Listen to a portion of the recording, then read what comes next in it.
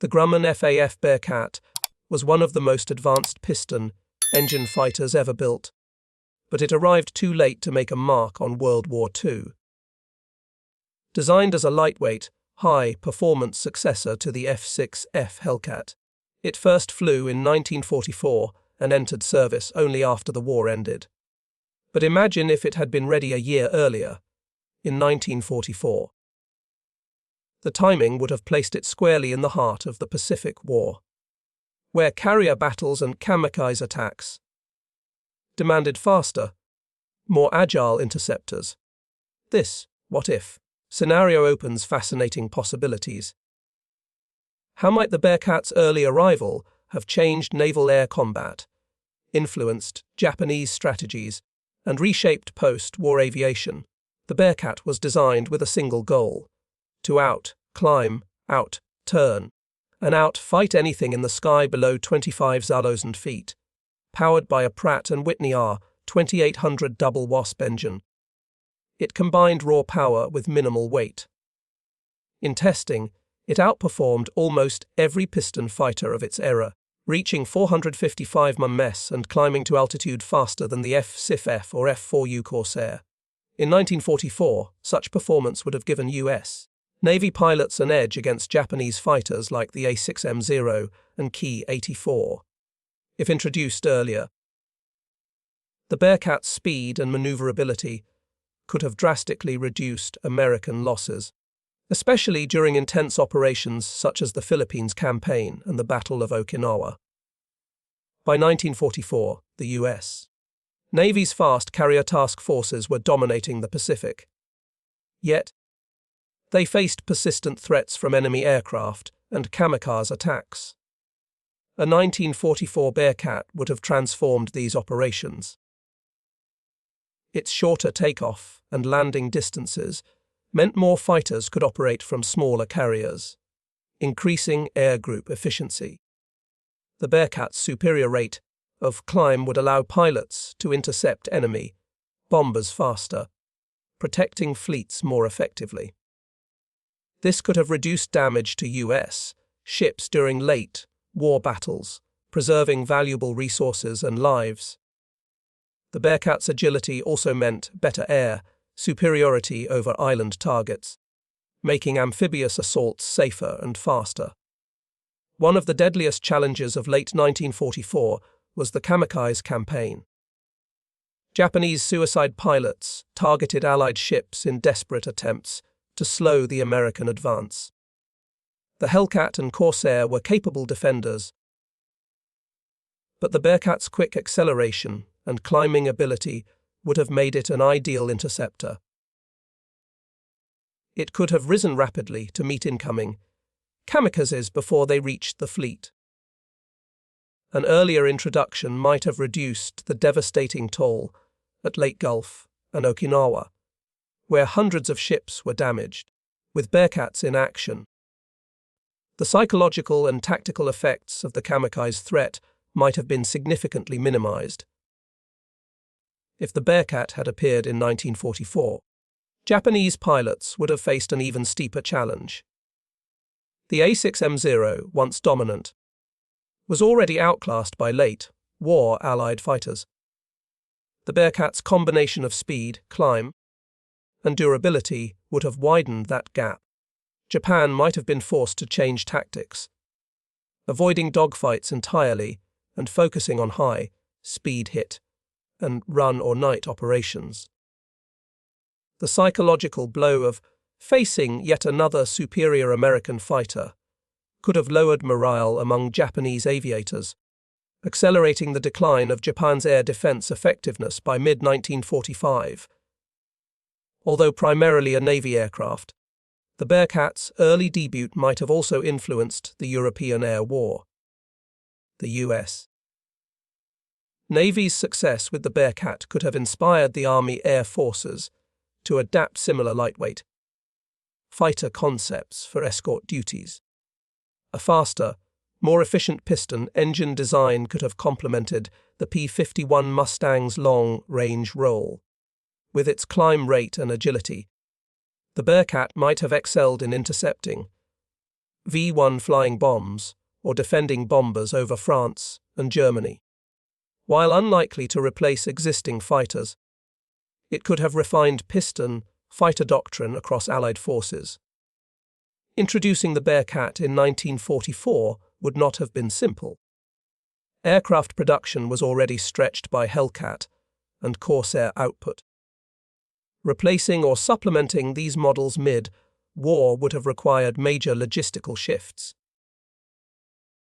Pilots and maintenance crews would need new training, and spare parts production would have to ramp up quickly.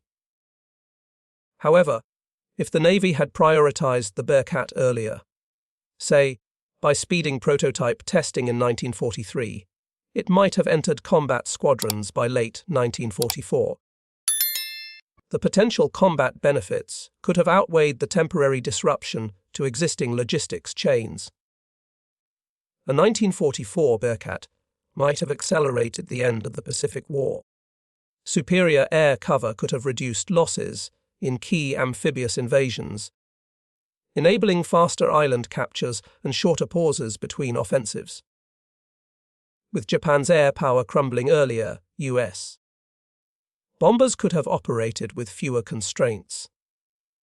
Perhaps the atomic bombings of Hiroshima and Nagasaki might still have occurred, but the necessity of such drastic measures could have been debated if Japan's defences had collapsed sooner under air pressure. The Bearcat, though not a war-winning weapon alone, might have shortened the conflict by months. In 1945, the jet age was dawning.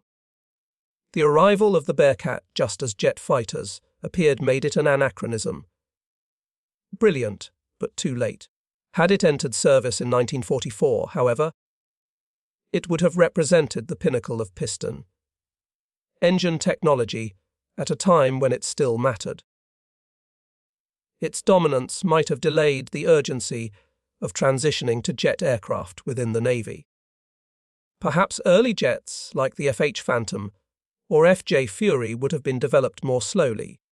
A 1944 Bearcat might have extended the era of propeller-driven combat aircraft by several crucial years.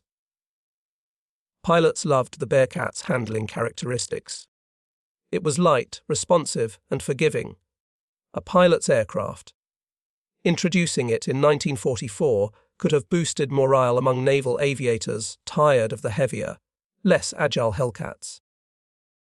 New pilots graduating from training would have been eager to fly the sleek, high-performance Bearcat, increasing confidence in combat missions. Better morale often translated into better combat effectiveness.